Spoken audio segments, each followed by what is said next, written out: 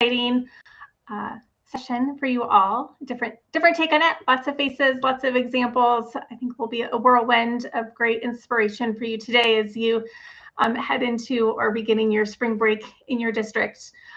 So go ahead and let's get going on these slides here. All right, I do have this ready to go. So hopefully this links work. Nope, did not keep the hyperlink. After my slides, I will put the actual URL in there. I was hoping the paste worked, but I will put those in the chat for you. But we have many resources that we're going to link in the chat, and you'll have access to the reporting afterwards. So I am Stephanie Henry. I'm one of the co-leads here. I've been with the firm where I work at for 8 years, but worked in a school district for nearly 16 years prior to joining education analytics, near and dear to my heart. Still help customers all over the country with strategy, people, process, technologies. So many of us have licenses for Tableau, maybe kind of are stuck in a rut. We think about how to expand, helping folks think about data quality. Is kind of a big piece, right? We got to have amazing dashboards on the end, but how do we get data inputted correctly, cleaned, transformed, and ready for Tableau? So that's where I spend most of my days. I've been leading this group. Also have one in Colorado as well. So really enjoy supporting the community. And yes, so if you were part of the last one, you saw a puppy picture, and now you have a 4-month-old puppy picture here. she's growing just a little. She's still a little skinny mini. I have been using Tableau since 2014. Have been to many conferences, and I'll talk to that in a few slides. I'm hoping you all can join me here in a couple months. I'm going to hand it over to one of my other co-leads out of the three of us. And I'm David Ogden. Coming to you from not so sunny Seattle today. We're here in Renton School District, the beautiful Renton School District, and really excited for you all today. You can see some of my facts over there. But if you do ever need help with French or football, I at one time was the only French teacher who was also a football coach in the state of Georgia. But look at me now. Here I am helping co-lead Tableau K-12 TUG. We're really excited that you're here and glad to have you along with us today. Hello, everyone. My name is Raquel Vandenes, calling all the way from finally warmer Richmond, Virginia.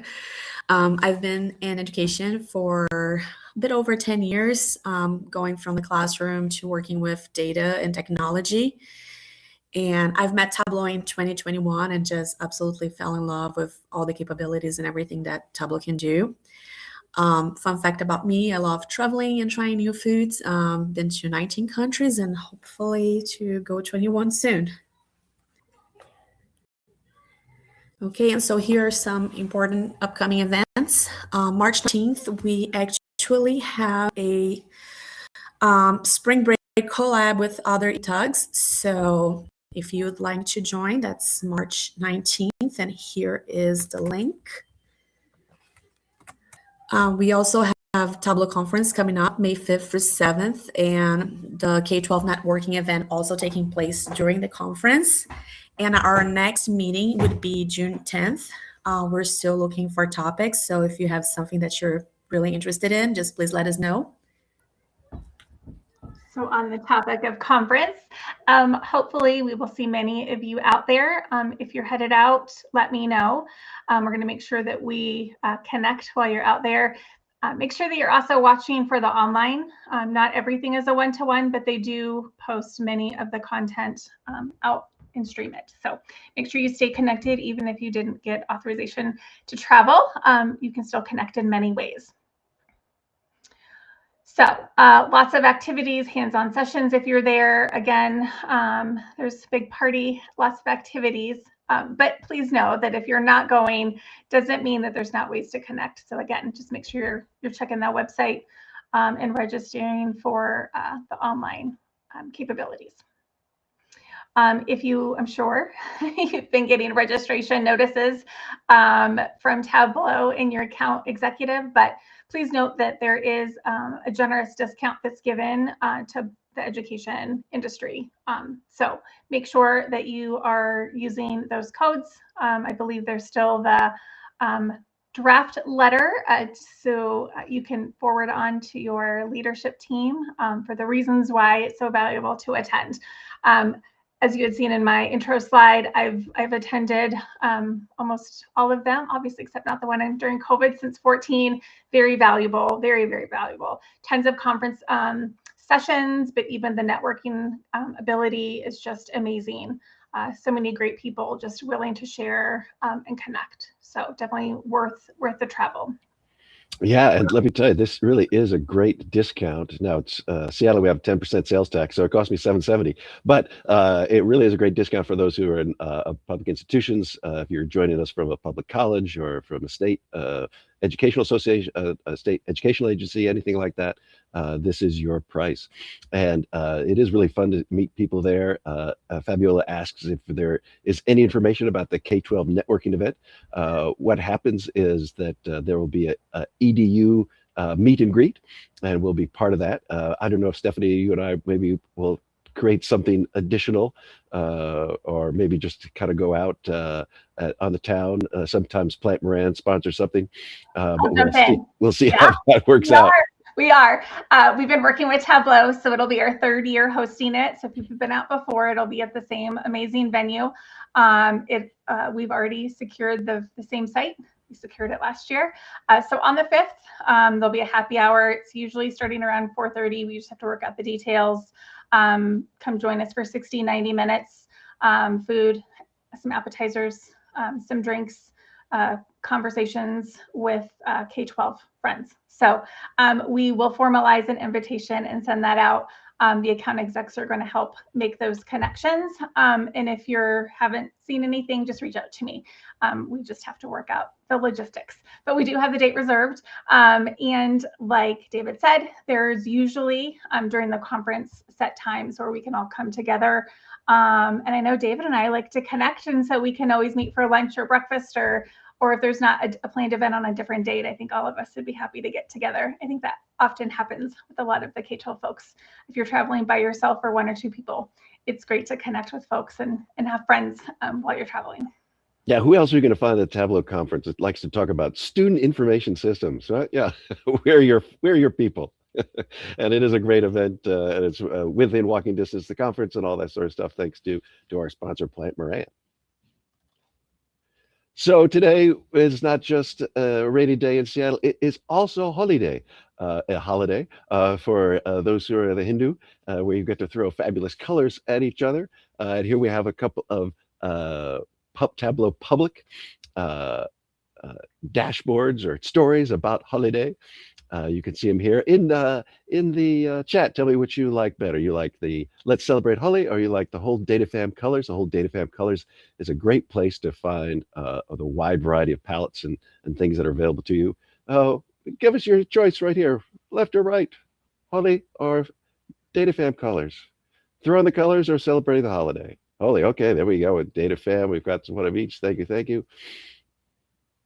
So far, the colors are leading. Terrific, thank you. Yes, we want to make sure. Oh yeah, like the face. Yes, do like the face. You know, Tom likes the colors, but you want to make sure you get your fingers warmed up for more questions and comments in the chat. This is the way we like to do it. Our next Tableau public ones today is actually Fight Against Sexual Exploitation Day.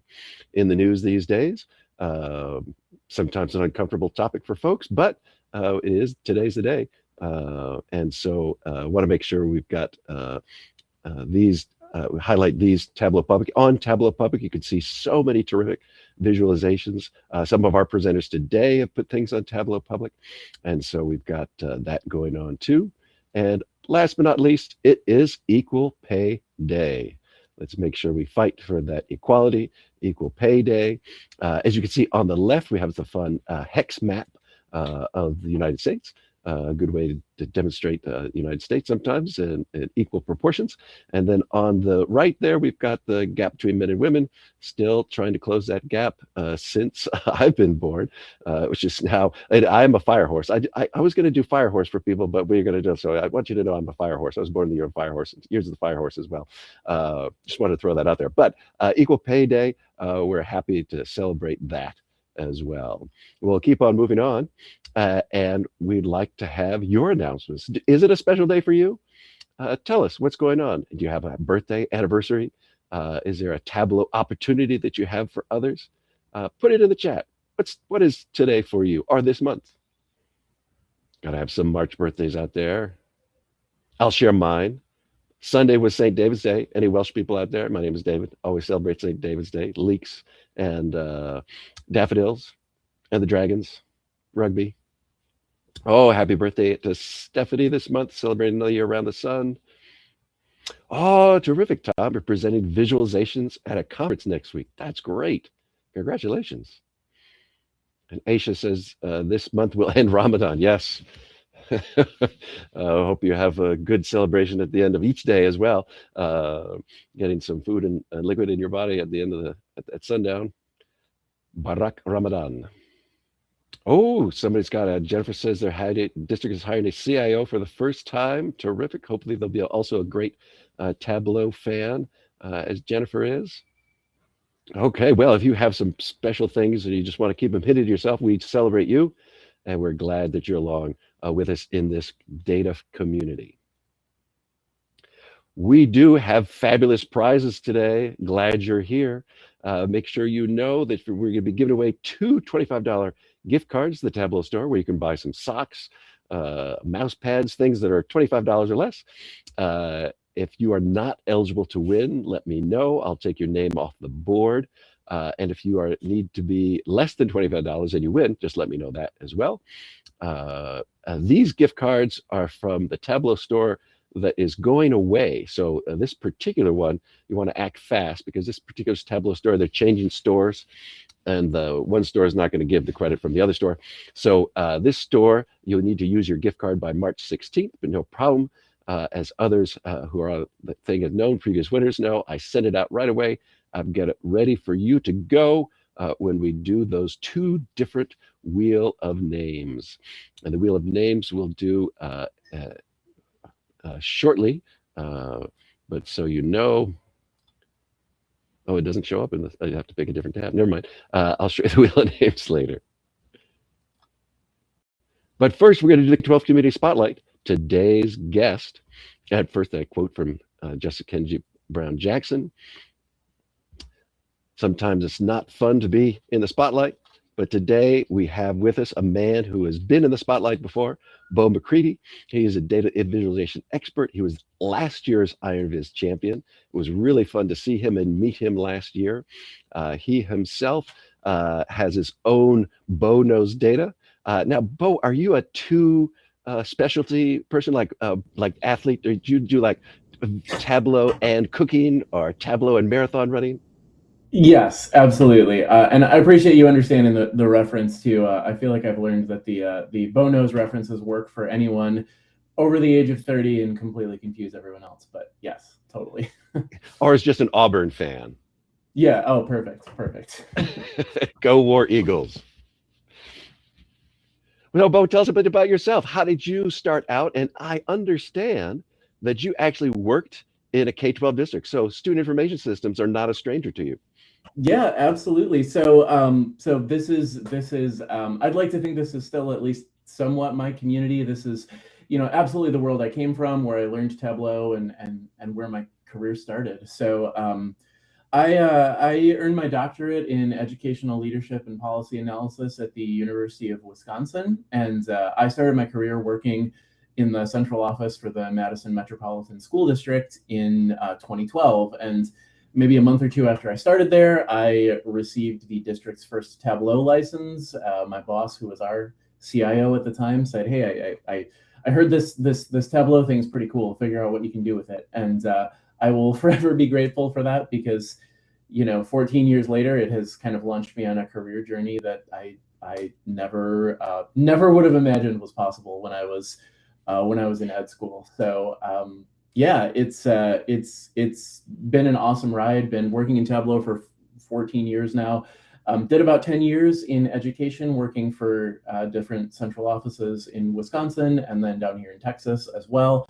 And then transitioned to the tech industry a few years ago. But yeah, I had the advantage before I started creating Tableau work publicly and getting involved with the community of, quietly practicing inside a school district for 6 years, and yeah, just forever grateful for it. Super excited to be part of this group and kind of get back to my first professional home. And tell us what inspires you to do it outside of work? Yeah, I think, for folks who, for folks who like to use Tableau in their free time too, I think creativity is just a really important thing for kind of all of us to practice. And, for me, I've really enjoyed how Tableau really kind of feels like a blank canvas that, you're almost doing a form of art on. And so, as I started getting deeper into data visualization and both the art and the science of it, I started seeing things I loved and thinking, I wonder if I could do something like that, or like, oh, I wish this graph were about this topic that I'm actually a lot more interested in. And I think from there, once I got kind of invited to start participating in TUGs and events like this, I thought, hey, I can do this too. I have things I'm curious about. I have hobbies, passions, topics that I want to learn more about, and this feels like kind of a cool and fun and interesting way to do that. And I think another thing I'll mention is that when I started my career with the Madison schools, one of my first days on the job, I was lucky enough to head down to Chicago and do an in-person training with a man named Edward Tufte, who is kind of one of the luminaries in the data visualization field. Controversial sometimes, but definitely wrote kind of some of the most famous books that are still referenced today for how to inspire creativity and better data visualization. So I think as an early 20-something in my first job, being able to jump in and have training with him directly was kind of an unbelievable way to kick things off. And so I had the interest for a long time, and then really had a lot of fun doing this, and started trying to figure out how I could blend it with my hobbies too. That's terrific. I have his book, two of his books. They're really so inspiring too. Yeah, of his visualizations and how he just goes about it. That's really great. So, what's the smallest school district you worked in? How many students? Oh gosh, well, I mean, I guess the smallest was about 27,000 students. So generally on the larger end. Generally on the larger end. Terrific. And tell us a bit about this Wisconsin DPI report card scores. Oh yeah, no, this is a fun one, and actually this was probably one of the first things I posted publicly. But back in the day when I was working for the Madison schools, I'm sure this is a familiar context for a lot of folks on this call, but the state came down with state accountability report cards that we then folks in roles like mine were placed in the position of interpreting them, understanding them, and helping them communicate, or helping our leaders, our superintendents, communicate about what we were learning from them. And so this was a cool project. I'm still really proud of this one because it's kind of a fun integration of different chart types and custom colors, and the map still looks pretty nice. And this was our way to really kind of think a little bit differently about the scores that were being presented to us, and kind of, at the time, our DPI had a big claim that they had done a lot of things to kind of account for demographic differences between schools and districts, and that the scores were quote unquote fair because they had adjusted for all of those things. And as we dug a little deeper into the data, we started to see that maybe those patterns were still there in a way that maybe the designers of the accountability system had. I don't know whether they intended it or not, but the patterns were definitely still there. And so offering this level of interactivity, posting it publicly, sharing it with our school board, was a good chance for folks to dive in a little bit more and kind of get some additional context on what these looked like. You'll see that even, gosh, at least 10 years later, we're still at 283 views. So it wasn't necessarily, a huge popular success, but I'd like to think within that the right 283 people saw it and were able to develop a deeper understanding. Yeah, and gaining data to move people to action. That's what we're all about today in the show and tell. Now, we're so happy that you've joined us on your lunch break, your 30 minutes of lack of supervision of students here in our staff lounge across the world. And Bo is going to be the person to provide the color commentary for each of these show and tells. And I will stop sharing my screen now, wherever I can find it. And we'll let the others go ahead. And thanks very much to all of you. And take it away, T. I think we had, David, are you going to do the card later? I think that was the next. But we can wait. We can. Oh no, I forgot I was next. You're good. This is the first card. And this is our first wheel of names. Here's we are. We love the data. We've got you in here. Hopefully got everybody, including those that came a little later. And here goes the first winner. Look at it spin. Where is it going to stop? So many people. It's in the A's. And Avanish Kumar. Send me an email. I'll drop my email in the chat. And you are the first winner. Congratulations, Avanish. All right. Congrats. We'll go ahead and let Jim Long start sharing his screen. He comes to us from National Heritage Academy in Michigan. And he's first up for our show and tell. Take it away, Jim. Yeah, thank you very much. So while I'm getting this shared, I'll just do a quick introduction. My name's Jim Long. I'm a business intelligence developer for National Heritage Academy, NHA.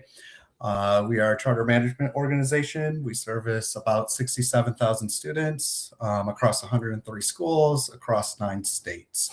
One thing so the dashboard I'll be sharing is called Common Assessment Student Momentum.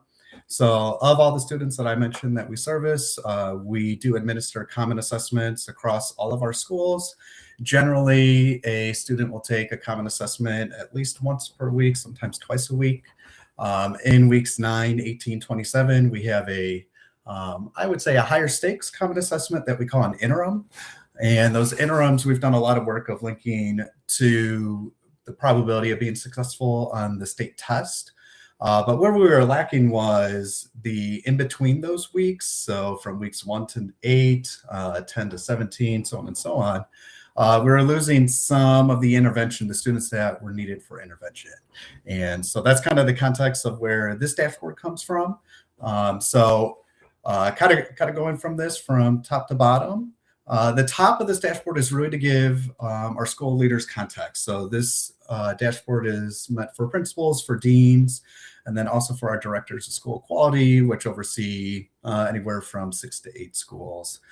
So kind of running through this report, almost like I'd be presenting this the first time to a school leader. Again, like I said, the top of the report is meant to give context to how the school has been performing thus far in the school year. So for Long Academy, we have 78% of our students are at or above a scaled score of 2.7. 2.7, we did some analytic work, and we saw that students that were above a 2.7 out of 4 were more likely than not to be successful on those interims that I mentioned before. So that's where the 2.7 comes from. We do have a spark line on there just to give a little bit of context of what has happened throughout the school year. With the spark line, we could see the school's been relatively flat throughout most of the school year. And that's actually one of the issues that we saw in the first iteration of this report, is that there wasn't a lot of movement once we get into like the heart of the school year of students moving above or below that 2.7, which is why we have those containers at the bottom that I'll talk about in a little bit. Just moving left to right, we have our distribution of student scores, just a visual of that to kind of give an idea of where are most of our students falling. And then to the right, we have just the student count. So of those students above the 2.7, that's about 78%, which we saw before, but the actual student number of that is 591.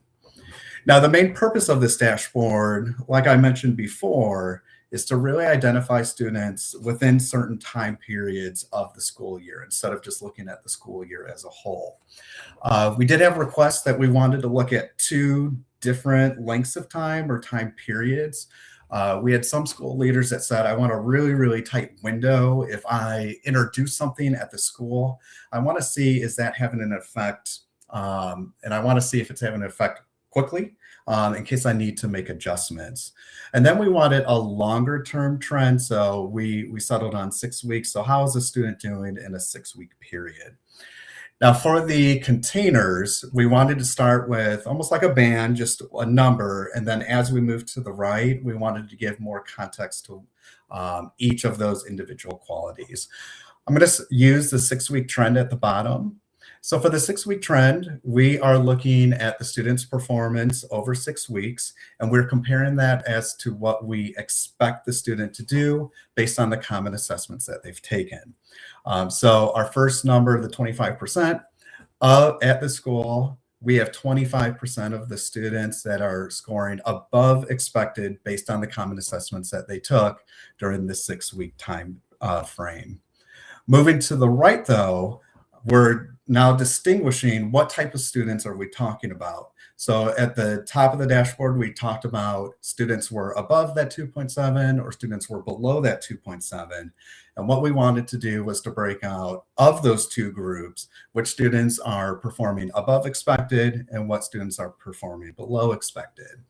One of the feedback items we got from our school leaders was that, especially at high performing schools, they're saying, we have a lot of dashboards that say students are high performers, they're above that 2.7, but we don't know if those students are growing. And so that's what this part of the dashboard is hoping to really zero in on. So for this one, it's the circles will highlight where most of the students are falling, so just the largest percentage.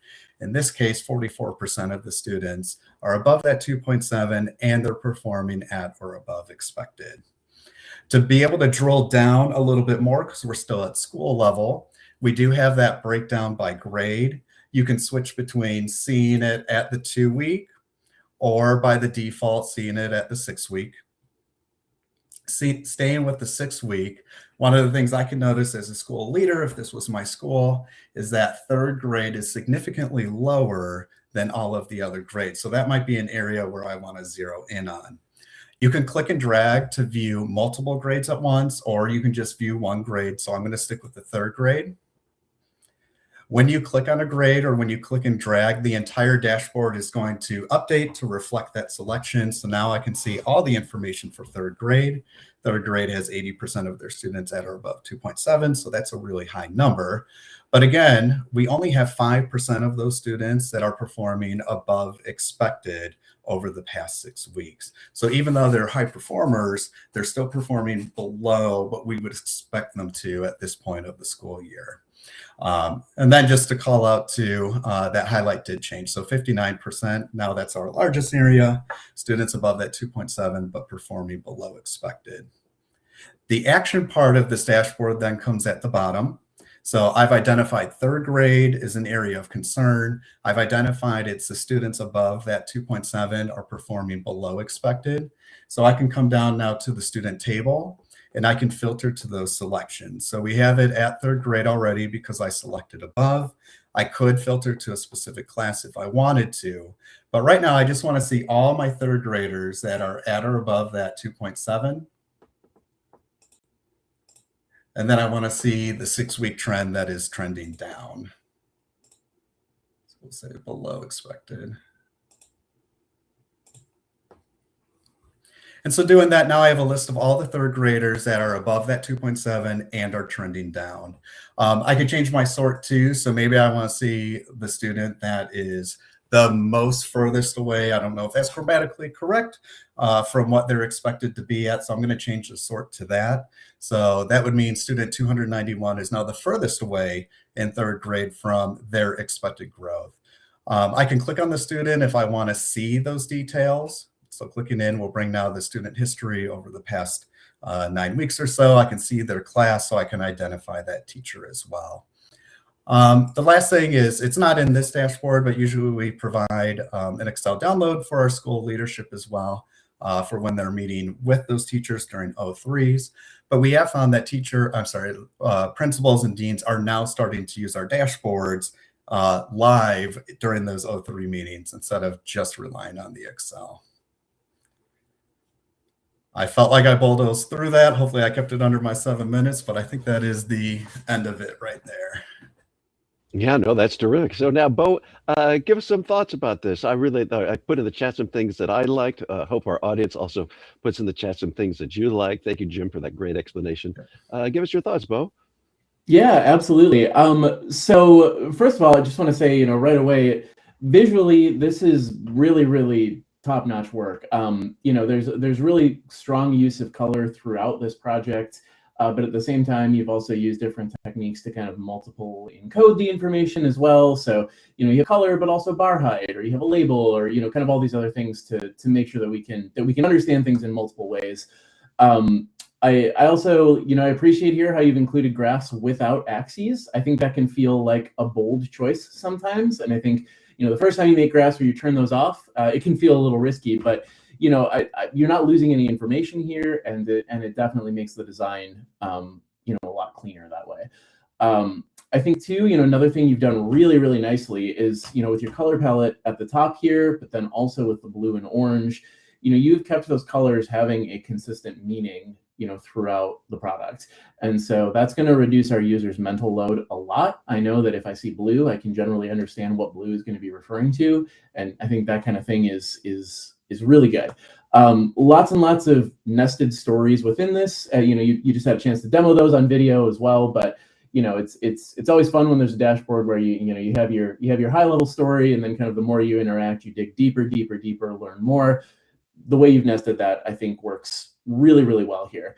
Kind of a few smaller pieces of feedback, or maybe just a little bit related to labeling. When I see, like, in the student momentum section here, not really sure what to expect when I see the flashlights. Maybe there's a little text label or something, or like some of the things that you can click on that then filter other things.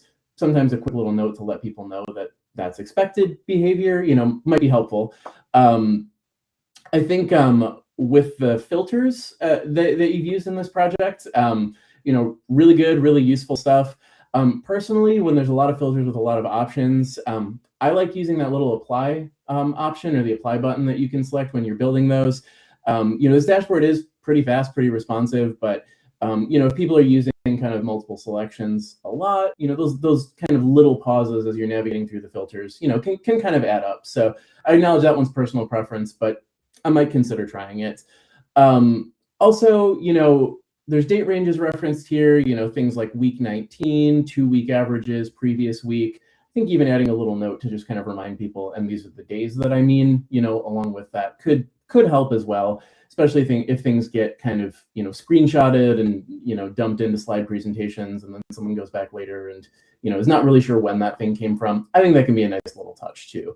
But in general, this is a really exceptional project. I appreciate the demo. This looks awesome. And you've made a lot of very small, but very obviously intentional choices that I think, elevate this to a really high level. So great work. You're on mute, Jim. Oh, just said thanks. That was it. Awesome. Thank you so much. I really, really love the dashboard. I think it's very, very powerful. Next up, we have Kate Ori, Data Assessment Analyst, coming to us from Chico Unified School District. And, well, take over. Hi, everybody.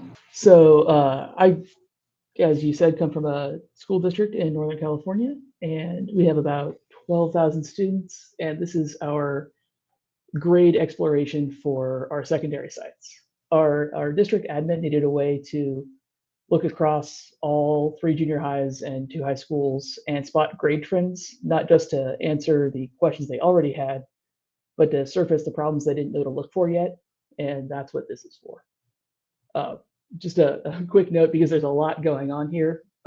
We usually do 3 levels of dashboard, and this is the Explore dashboard that's meant to have a lot of data for our high-level users to click around and find trends, rather than our Present dashboard, which is to give them the kind of the answers that they're looking for. You can see up over here, you can choose your grade level, year, and semester. And then you can look both at just enrollment trends. So what did our 7th grade English students look like by different demographic levels? at the high schools, but you can also look at what those grades look like. And what we noticed when we started going through this was going into English 7. That was one of our foundational classes. Every 7th grader has to take English. And this was the first time we noticed that we had an 11% fail rate in our English 7 classes. We knew that there were, issues by testing and things like that, but it wasn't until we started clicking around through here and allowing our district level admin to look that we noticed, oh, we have a problem. And our superintendent saw this and said, oh, we need to figure out what's going on. And so our admin started looking through here and said, okay, well, last year, did our 6th graders have that problem in the spring?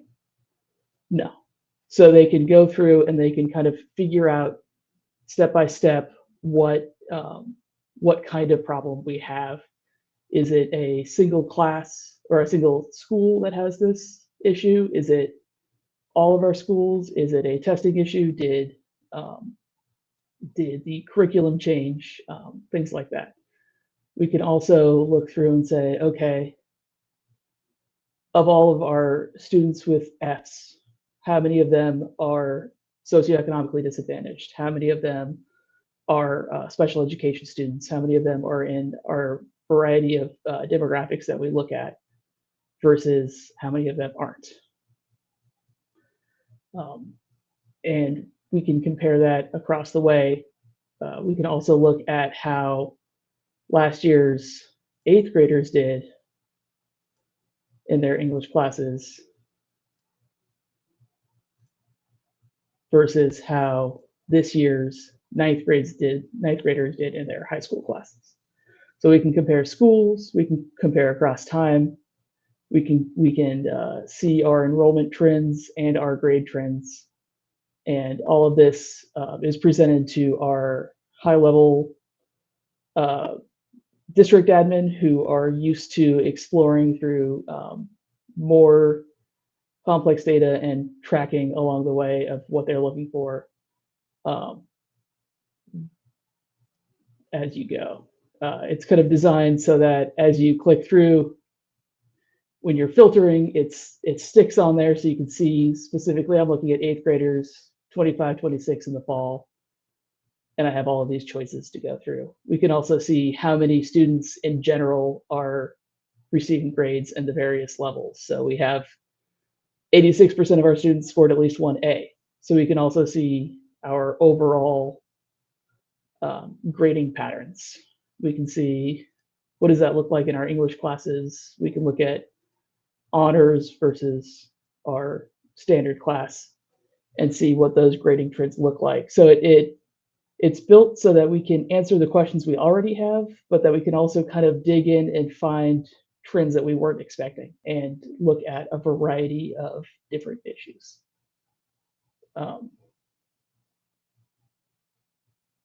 Sorry, my computer's being a little funny. Kind of a note about how it's built. This is built from our ARIES going directly, our ARIES student information system going directly into a flow and then updating into this. So I only have to update it once a year. And so it's directly connected to that. Any changes that are made get perfectly connected to it. This is the junior high tab. There's also a high school tab because those grade patterns look completely different. Also, these are usually our logos. This is anonymized data. And then once important information is found, like what was important to our superintendent, they can download the screen as a PDF or as a PowerPoint slide and then use that in their site meetings. The kind of next step with this one is building out, once we find those patterns and those things that our district admin want to talk about, creating a presentation view of what a specific site will care about or what the district admin wants the site admin to be looking at, and have a more present-oriented view. That was my really fast walkthrough, but that's my grades. Thank you. That was amazing. And as someone mentioned in the chat, I love how it opens so many opportunities to explore the data and how actually fast the dashboard works, considering how much filtering you can do. And Bo? Yeah, so I think this has kind of already been noted a little bit in the chat, but what I really love about this project is just the level of interactivity here. Simple designs on a dashboard can work really well. It's cool to see kind of wild stuff also, but in some cases, a bunch of bar charts is going to meet your needs, and I think this is a good example of that. This responds well, this performs well. It obviously led to really important impacts that you talked about in your presentation, and it's just kind of it's a pleasure to interact with this type of exploratory tool. It's fun to click and see how things change, and even as someone who doesn't know the data at all, it's a really enjoyable kind of experience to work with it. Some things I might think about for this dashboard are maybe some additional headers or kind of explanatory text to maybe help new users, orient themselves. I have the opportunity to interact with this without having it presented to me first. And so, it didn't take too long to figure out what the sections were about, but there's still kind of, a little bit of friction. And so, even some quick notes for like, if I do this, you can expect these things to happen, might be helpful because, maybe at the moment you're always in the room with people, the first time they interact with it. But if that doesn't happen in the future, I think even just a little bit of that type of text, a little bit of header, header usage could keep the focus on the data and keep it, interesting and not too busy, but help with that, kind of a little bit. Other things too, like, the grade distribution here, when you have the default options set, definitely adds up to more than 100%. And then you explained, oh, but we have X number of students who have an A, and like, oh, now I get it. But it wasn't apparent to me, until I had that that explanation. So, you certainly know the usage much better than me. So if you are always able to walk people through it, then definitely kind of take some of that feedback with a grain of salt. But that's something I might be thinking about. I also might think a little bit about, potentially arranging the elements on the dashboard in a little bit different order. In general, we know that users kind of engage with a dashboard from left to right and from top to bottom. And so, if the grade distribution is kind of the most important thing that we want to highlight here, is there a way to rearrange so that that's on the top left? And then, we have a sense that everything else is, kind of helping to feed the changes to that. Or if the enrollment's the most important thing, maybe it is where it needs to be. But I would think a little bit about that and think, what are the things people are looking at most, and can we move that up and to the left, just to kind of, ease that load a little bit for our users. But in general, this is a really important subject. You've served up the data very well. The important question is there, the data is there, dashboard performance is really, really excellent. And I think just a few of those little design choices to kind of help with the clarity could really help move it to the next level. So great job. Awesome. That's a lot of really good advice. Thank you. Thanks, Kate. Next up, we have Kristen McKee, Coordinator of Learning Analytics and Supports for Oak Park and River Forest High School. So Kristen, I'll let you take over. All right, I'm going to share my screen. I have slides. I'm not fancy enough to have the public dashboard, but I'll do my best. I'm coming from Oak Park River Forest High School. We are one school district. Illinois has a weird thing where around Chicago, school districts are really small. So we are one school district, and what that means is that I have many hats even in my current job. So I started my career as a boots on the ground educator, special ed teacher, and school psychologist, and then MTSS coordination. And because of how much data is in MTSS, they decided I would be good in this position. I do feel like the little engine that could, amongst all this, these big districts who are showing a lot of really amazing dashboards. We're relatively new to Tableau, so I thought I'd throw my hat in the ring for this. And so, all right. So I'm here sharing attendance dashboards. And one of the things, attendance in schools, I find to be a very difficult metric. So what we wanted to do, and since my job is one school district, I also oversee MTSS here still. We wanted to start understanding the story of how to look at data, moving from a more global to think global, act local.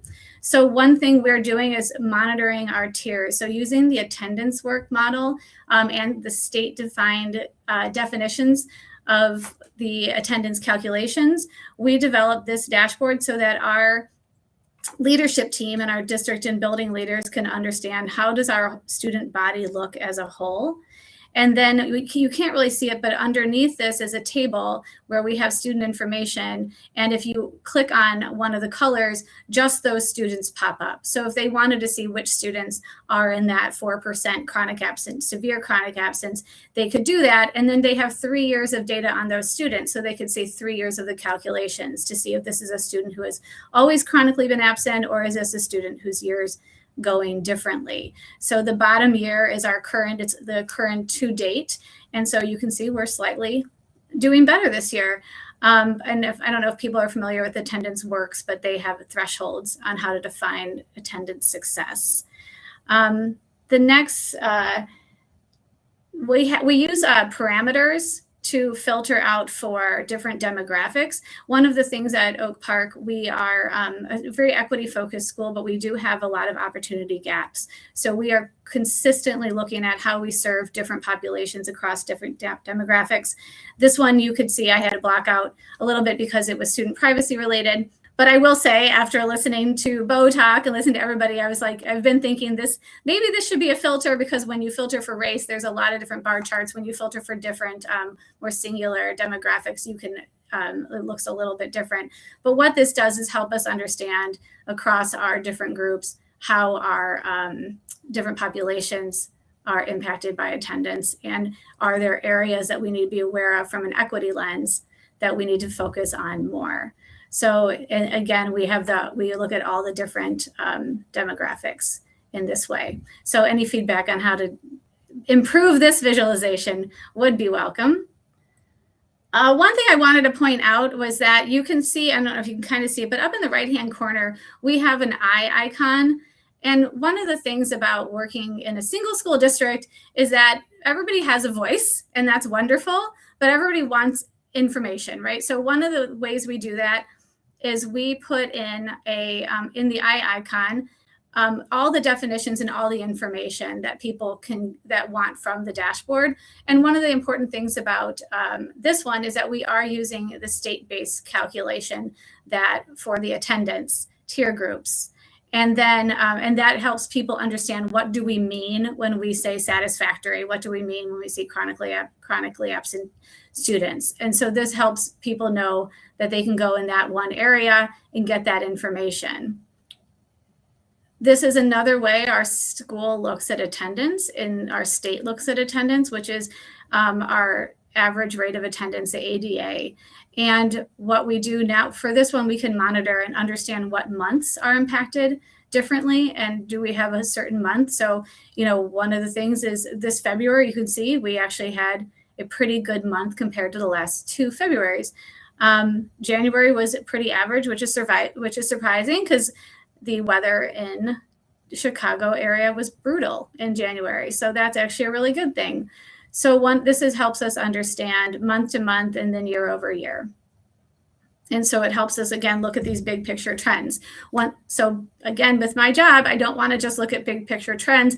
I need to start looking and serving people who actually serve students, or boots on the ground people. So then I have to move from the district level down to the provider level. And the providers were telling me, hey, the cumulative rate that we look at for early warning system data, or we look at for the attendance data, that cumulative rate, when the denominator gets big, we don't know if a kid's doing better or not.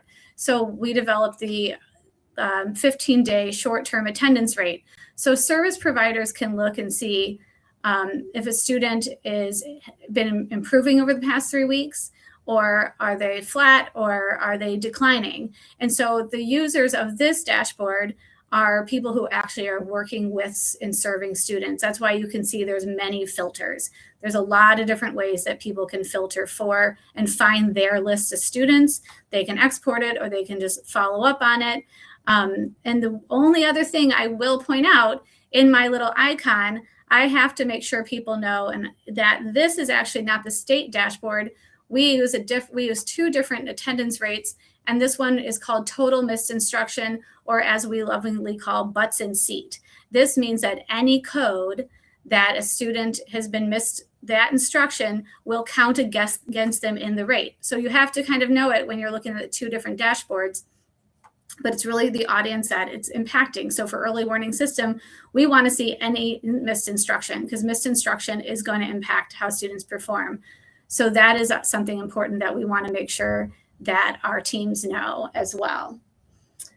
And then we want to do a really fine, this one's, I had to block out the student name. So this is one student or maybe two students. And what this is period by period. So what this tells us is how students are attending each period of their day. So the previous one lets us know the cumulative rate. So that's all day. This one breaks you down to by period. So then we have students who have to go on an attendance contract, or they might lose their credit for the class. So if they lose the credit for the class, they're not getting punished for all their classes. It's just that one class. So teachers know how to follow up on students. Deans of discipline will follow up, counselors, social workers, intervention providers regularly pull this up and say, hey, why aren't you going to first period? Why aren't you going to sixth period? Oh, that's after your lunch. You're leaving for lunch and you're not coming back. So they can have those more nuanced conversation rather than just the global. So I guess the big thing that I'm trying to do when I build my dashboards is get information into people's hands that can be really highly actionable and translating to working with students. Challenges that we've had is attendance calculations are really tricky because every student, they might not start on the same day. They might not have the same amount of classes. All these different things have been really tough to work out, especially with some of the time period stuff in Tableau. We've had to clean up attendance codes because we realize people are using attendance codes differently and the data looks different for that reason. And then also trying to build so people use, I've built dashboards with have a lot of heavy graphics and they don't end up getting used. At the end of the day, what I have found in a single school district is people just want information as cleanly as possible. And they also really like filters at my school. So they are always requesting new filters. So that's been a challenge without getting too filter happy, how to get people the right lists of students that they can then do intervene with students on. So that is it. That's the biggest power of dashboards, especially in education, is providing us the information where we can actually act upon. Thank you so much. And Bo? Yeah, thank you. So, what I like most about this project is that you have a clear focus on simple, actionable metrics. I open this up, I look at what you've done here, and I get the point right away. And it's another really good example of how simple chart types can really help tell this story well. And again, I love how you've gone from big picture down to student level stuff here. That's so impactful and such a nice flow. So here's a few things I'd consider to move this product forward. So the red, yellow, green kind of stoplight color pattern that we see here, it's really, really popular for projects like this. We see it all the time. And this is kind of a theme that, cuts across a few of these to think about a little bit more. Red, yellow, green, it's immediately intuitive to a lot of people, but we do start to run into challenges with end users who are experiencing color blindness.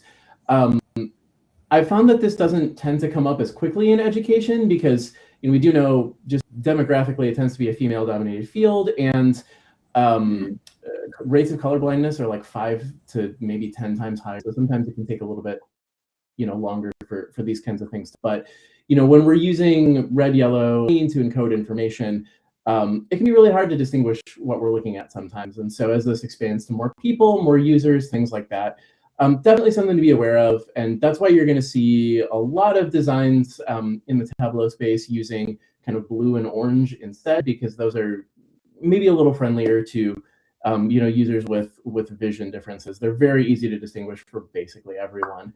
And I look at your header in your school's crest, and I see there's blue and orange right there, and there's also a green color, and you have things that you could potentially draw from the kind of branding or image that's already being used into some custom color palettes, and maybe consider just different uses of that to see what you think, and get kind of a little bit more of a tie into the headers, the crest. Like dashboards can start to feel really cohesive and cool sometimes when we see fewer colors, and kind of the theme can be a little bit more evident. Another thing I think about is when you're looking at, you had kind of called out that bar chart with the different demographic groups and kind of ideas about that. And when I'm looking at a graph like that, I'm thinking, what do we want our users to be noticing? And so another thing with kind of these stoplight patterns, particularly using the Tableau default colors, is that I might be using the term slightly wrong here, but like the saturation of these green and yellow and red and orange colors is actually kind of similar. And so like even if it is easy to tell the difference between them, nothing really pops in that layout. They're all kind of similar intensity, and what you notice is maybe just where you happen to look first. So I'm going to screen share. Yeah, not the most beautiful mock-up. I just did this in Keynote. So as we take a look at the default view that you had here, I wonder here as I look at this, it's obviously good to know the satisfactory rate, but is that the thing we care the most about? Is that what we want to pop? And what would it look like? And again, your users better than me, so just see what you think. But what would it look like if we instead changed that green color to maybe a pale gray? And now we have, the exact same information conveyed, but if we are concerned about those at-risk or chronically absent groups, it definitely pops a lot more. We're not losing any information, but we open this up and we probably see, at least from my perspective, a good deal faster kind of where those areas are that might be jumping out a little bit. So that would be another thing I would think about design-wise. Yeah, just a couple more notes on this one. I would say too that sometimes these kind of red, yellow, green color palettes, they're unavoidable because they're what leaders want to see. People get used to them. It's intuitive, and so sometimes we can't move away from that. In cases where we have stacked bars like this, I always like just adding a little white border then between the kind of parts of the stack, because then it's at least a little easier to kind of see where the segments start and end. Two other quick comments that I think kind of cut across a lot of the projects we're looking at today too.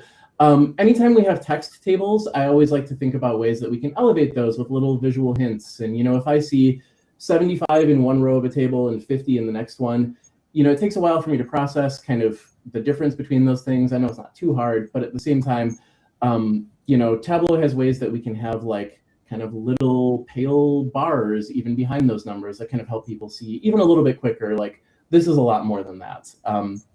There's a great presentation at Tableau conference a couple of years ago by my friends Eric and Kate. It was 8 ways to elevate text tables. I'm going to paste the link in the chat here. This is a link to a Tableau public workbook on Kate's profile. You can download and see how they've done all this. But like basically everything they've done here is like an incredible way to take a text table, punch it up just a little bit pretty quickly to kind of help with that understanding. And yeah, lots of good ideas to think about there. Also, when you have lots of filters, I know sometimes that's unavoidable. Something you could try is maybe putting all of the filters into a collapsible container and then having like a show hide filters button, because sometimes when there's 30 filters at the top of a dashboard, we may need them, but that could be a different way to think about presenting it.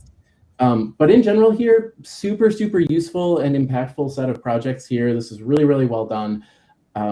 And yeah, thank you. Thanks for sharing. It's very cool. No, thanks for the show hide filters. That's a great idea, and it would give more real estate to the actual data. Thank you both. Thanks, Kristen. And next up, we have Ishu Arya, an education analyst coming to us from American Paradigm Schools. So take it on.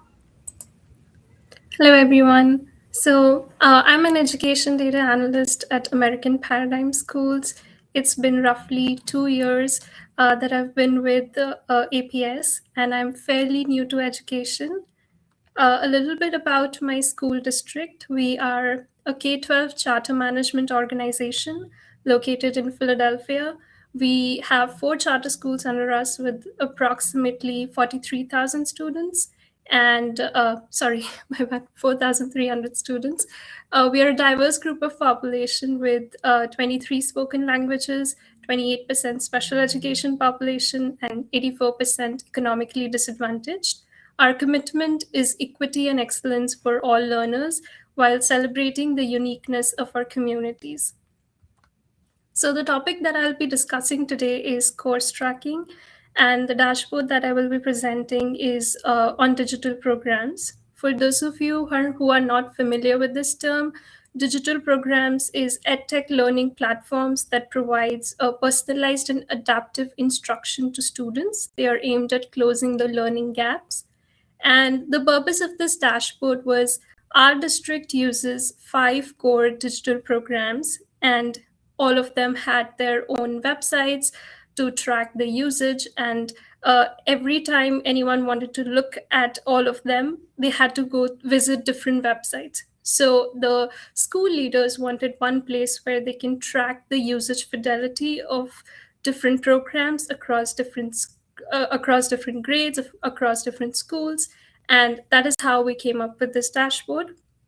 So the picture that you see on your screen is the first page of the dashboard. It has been divided into sections by the programs, and it also has been divided by weeks. So you can track the usage of every program every week on this dashboard. And then we have, of course, filters for school level and grade level. This would be the overview, the overall picture of the programs. But now let's say if someone wants to look at the detailed view of how the students are performing or whether they're meeting their benchmark. So basically the student level or the classroom level information, then they would click on the detailed view here, and this would take you to the second page, which is this.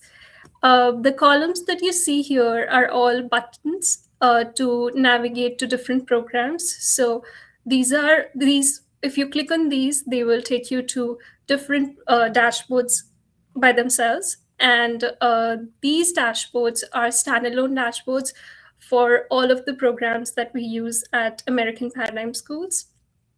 And in this detailed view, we would be able to see the classroom level information or the student level information.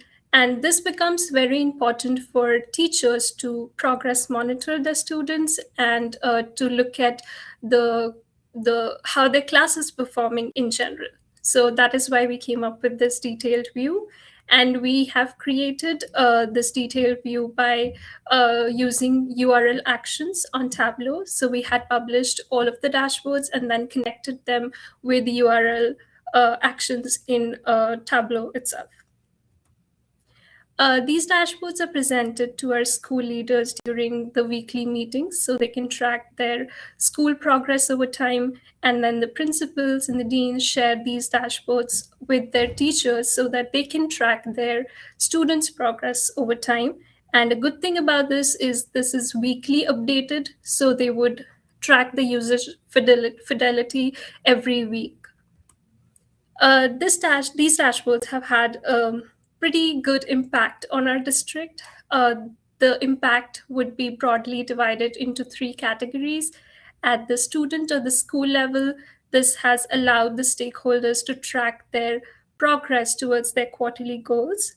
At the executive and compliance level, this has end of the year reporting very streamlined and also supports easier audits. And at the data level, this has enabled a faster load time and a more cohesive data reporting. Of course, going through different websites, we have now one place where we can track all of the progress. And just to show you a glimpse of what I'm talking about, I will present what we have in our system. So this is the overview page. We have filters for grade, school, and all of our 5 digital programs. And then if you go to the detailed view, this would take you to our all of the dashboards combined together. We can navigate to different dashboards, and this would take you to a different detailed view of every program. Yeah, so that was pretty much it from my side. I hope you learned something. Yes, thank you so much. I love how you have so many dashboards that are interconnected and can provide information in all different programs and different data points. Bo? Yeah, so one thing that sticks out to me right away with this project is that you've acknowledged that different audiences want to see different things in different ways, and you've made some really clear design choices that reflect those differences. So I think that's really cool.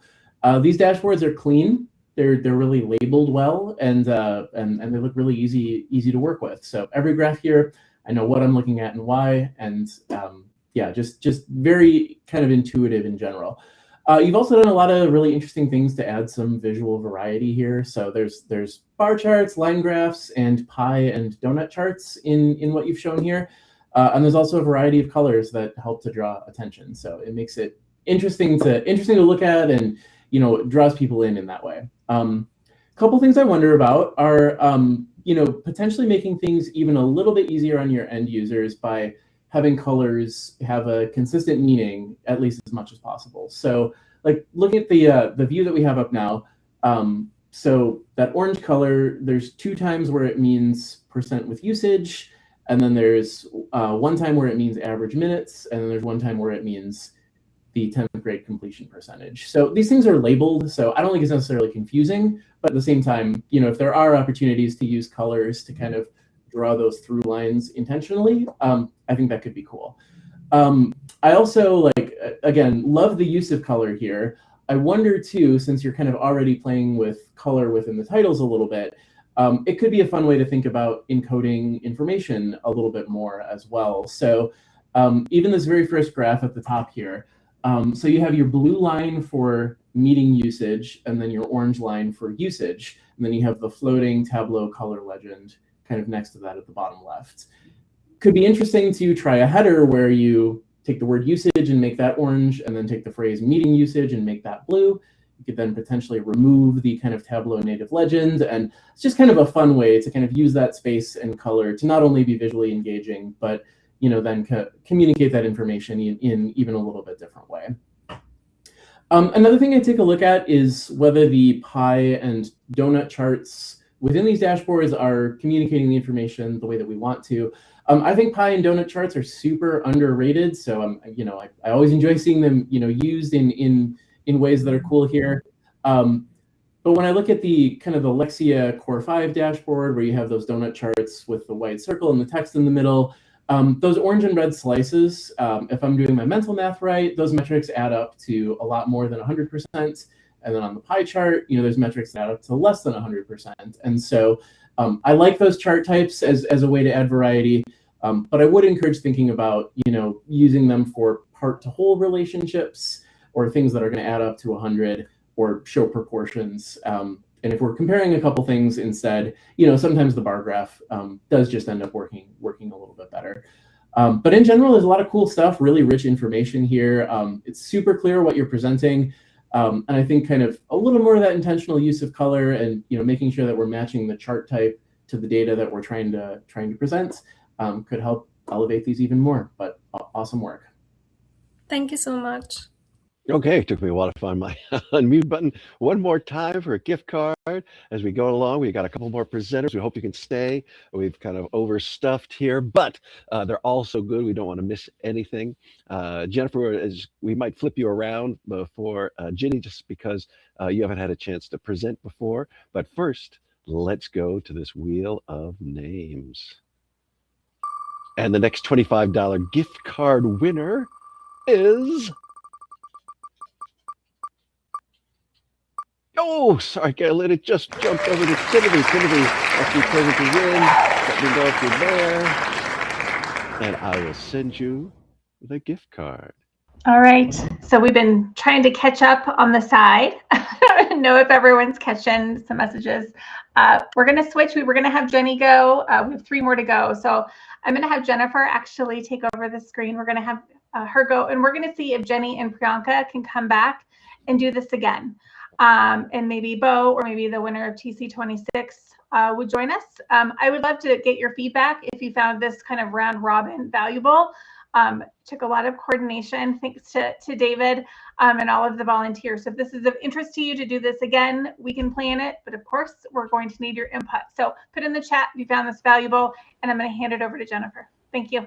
Great, thank you. I appreciate that. I have a new puppy also, and she's been in the kennel now for quite a while and will be anxious for me to get home and let her out. The other thing I just want to say on the slide here, I appreciate that you guys have curated things from LinkedIn. Unfortunately, I'm currently locked out of my LinkedIn account. You can see maybe from the picture, it's more than a few years old, and I'm kind of fighting with them to try to get access to my account. So if you try to reach out to me on LinkedIn, I'm not being rude and ignoring you. I just can't get it quite yet. So with that, we're going to go to the next thing here. All right, I'm coming to you from Ankeny Community School District. We're in central Iowa. We've got just under 13,000 students and 1,700 employees. We've got 18 different school buildings, an alternative center. Locally, we kind of brand our Tableau server as the Data Hub. So you can see that logo up there on the left, and that's made for some like a color palette that I draw from quite a bit for some local work. So the project that I wanted to share is one that I have started working with this year on some teams from beginning at one of our middle schools, and then it's expanded to some other middle schools, and then as well down to the elementary level, working with their student services team and principals as they want to be looking at data for their of their students potentially at risk, and more around social emotional behavior kinds of things, although we did include some grades information here too at the middle school level. And the challenge that I had is, rather than building a system that's based on like benchmarks for attendance rate or behavior referrals, we really wanted to think about how do we align that with a school's capacity to respond. So for example, it doesn't really do the school much good if they say, wow, 40% of our students need an individual check-in, check-out time because we can't serve that many students at a tier 2 or tier 3 level. So I wanted them to be able to think through their own local school's context and align what they're seeing with their capacity to respond.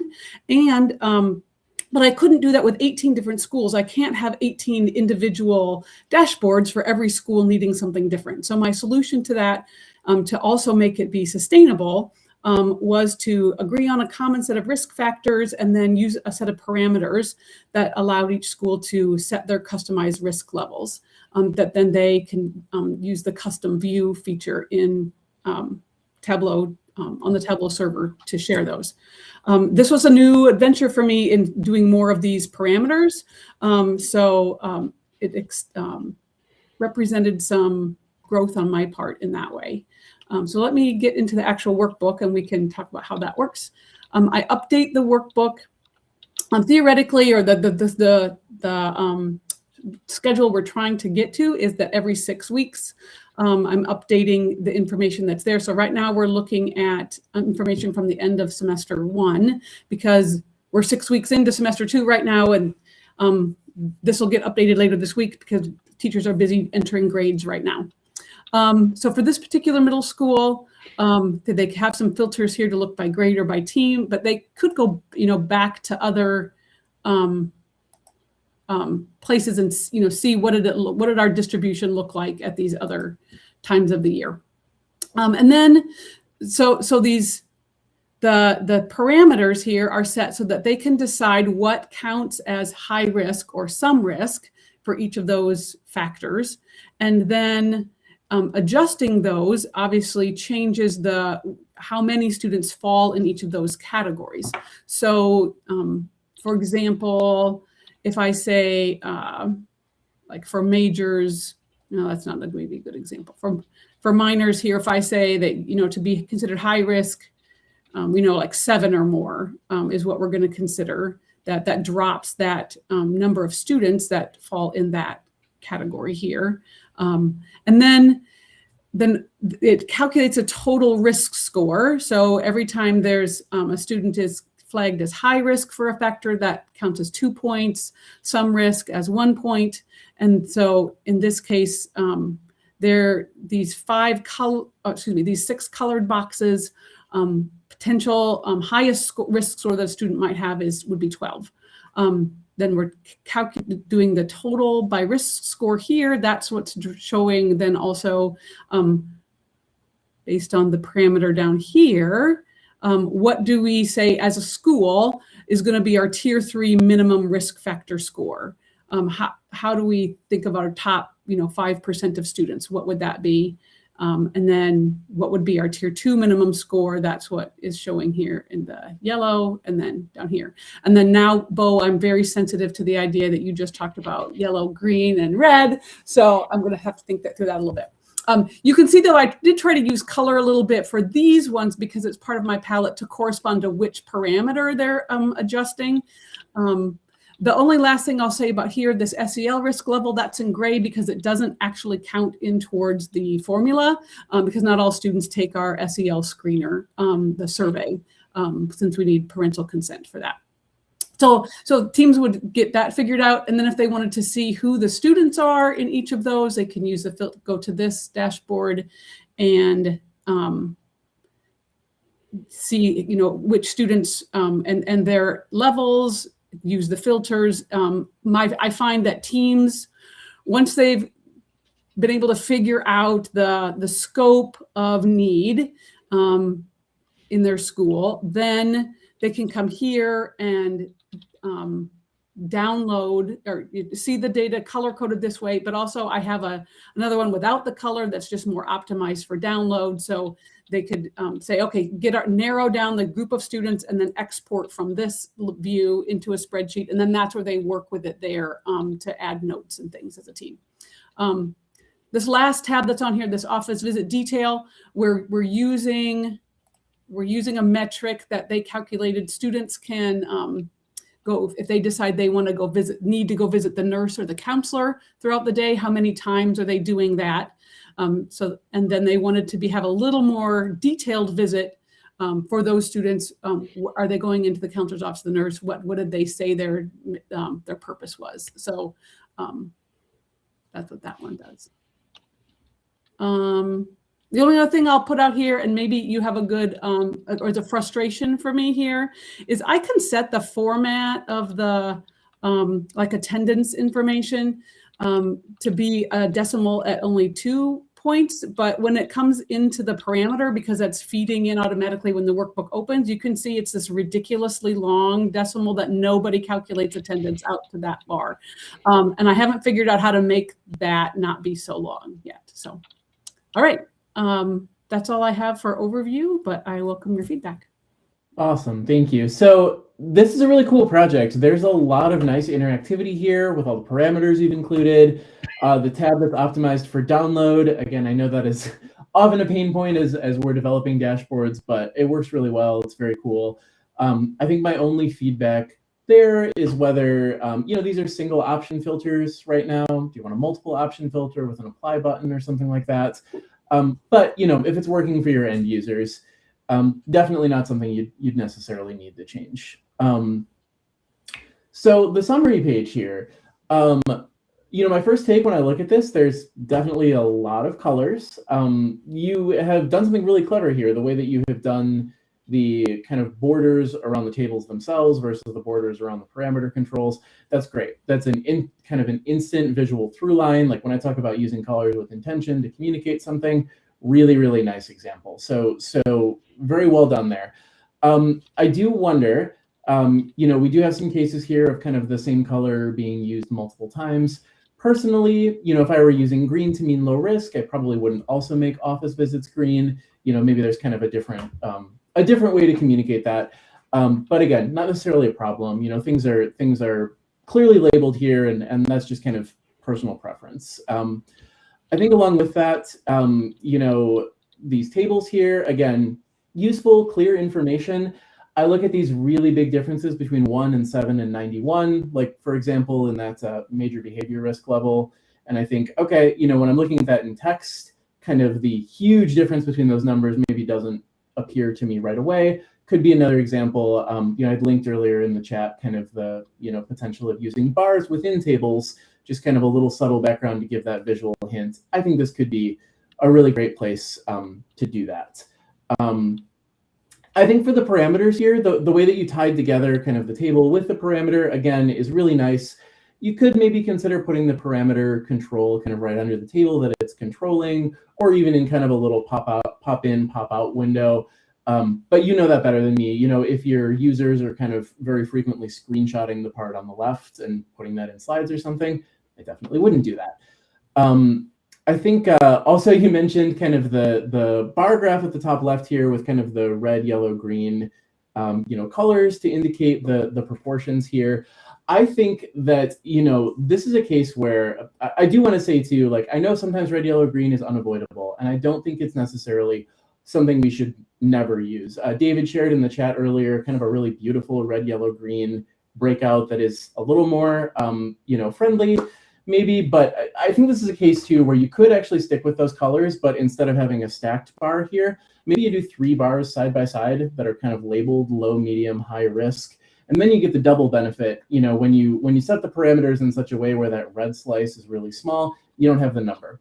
And so if you have the 3 bars side by side labeled with the numbers, that might be great. That might be actually a way to keep the colors if you like them the way they are and have that information there. Because ultimately for me, when I recommend against using green, yellow, and red, kind of the core of that is to avoid using that as the only way to encode the information. But if I have bars side by side that are labeled and also have the number, even if I can't perceive the difference in those colors, I still get all the information that I need. So that could be a way to think about it. But in general, the information here is great. Interactivity is great. I actually really like that Data Hub logo. That's really cool as well. So I wanted to call that out. And yeah, I think this is a really, really actionable tool. Really well done. Thank you. I appreciate those suggestions. I get ready to roll out the next one. So there's things I can do right away. Yeah, no, I also like, thank you all. I want to put in there, we are running close to time. We appreciate all the time and effort that you've gone into it. My apologies to Ginny and to Priyanka, but I think we have some ideas for June. Some people are liking it. I don't know if Bo will be available or anything, but his feedback has been terrific. We really appreciate you all. I'm sure people are going to come back and look at this video over and over again. Stephanie, were you the one who's going to close us out? I was. We are at time. There's a lot of slides. You'll get a link right afterwards with this video. The PowerPoint has a lot of great links. The rest of the slides were just the reminders of all of the resources that we have online, continuing your professional development, all of the resources on the Learning Hub, etc.